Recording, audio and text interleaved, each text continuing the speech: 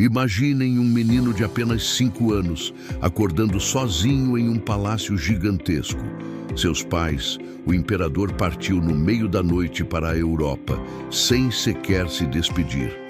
Esse menino não era uma criança qualquer. Era Pedro de Alcântara, futuro Dom Pedro II, que a partir daquele momento se tornaria conhecido como o órfão da nação.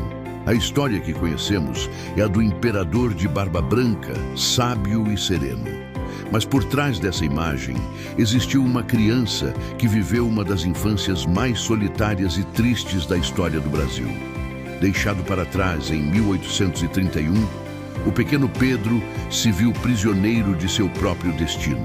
Enquanto o Brasil passava por um dos períodos mais turbulentos de sua história, a regência, o herdeiro do trono, vivia cercado por uma rotina de estudos brutal. Das 7 da manhã às 10 da noite, ele era submetido a aulas e mais aulas, numa tentativa de transformá-lo, às pressas, no adulto que o país precisava. Ele não tinha tempo para ser criança. Aos 12 anos, já diziam que ele se portava como um homem de 40. A responsabilidade de um império inteiro pesava sobre seus ombros infantis.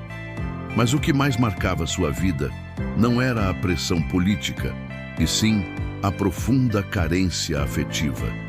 A saudade do pai, Dom Pedro I, era tão avassaladora que o menino escrevia cartas implorando por uma única mecha de cabelo como recordação. Pai e filho nunca mais se reencontrariam. Na ausência de amor familiar, seu único porto seguro era uma aia, Mariana de Verna, a quem ele carinhosamente chamava de da Dama. Ela foi a única figura materna e afetuosa em meio à frieza da corte e às manipulações políticas que o cercavam. Essa solidão e o estresse constante cobraram um preço altíssimo de sua saúde. O jovem Pedro sofria de ataques de epilepsia, uma condição que herdou do pai. Aos 8 anos, teve uma crise nervosa tão forte que os médicos da época a associaram diretamente à sua tristeza e abandono. E o golpe mais duro veio em 1834. Semanas após receber a notícia da morte de seu pai em Portugal, o menino, com apenas 9 anos, sofreu um colapso descrito como febre cerebral, acompanhado de fortes dores. A recuperação foi tão difícil que muitos duvidaram que ele sobreviveria. Seu tutor o descrevia como uma criança de saúde frágil e temperamento nervoso.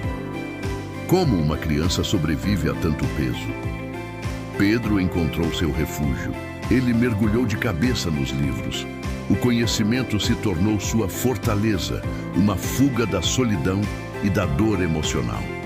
Cada página lida era um tijolo na construção de uma muralha que o protegia do mundo exterior. Esse hábito, nascido da tristeza, o transformou em um dos monarcas mais cultos de seu tempo, um verdadeiro apaixonado pelas ciências, artes e línguas. Os livros não eram apenas um passatempo, eram seus companheiros, seus confidentes, a única coisa que lhe dava uma sensação de controle e segurança. Essa infância moldou o homem e o imperador. Pedro II cresceu tímido, metódico e avesso à vida social. Ele desprezava festas, bailes e grandes cerimônias, preferindo a companhia silenciosa de sua biblioteca.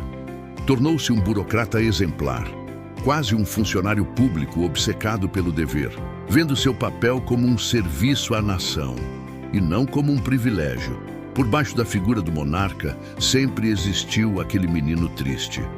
Relatos da época descrevem seu olhar como fixo, distante, quase sem expressão.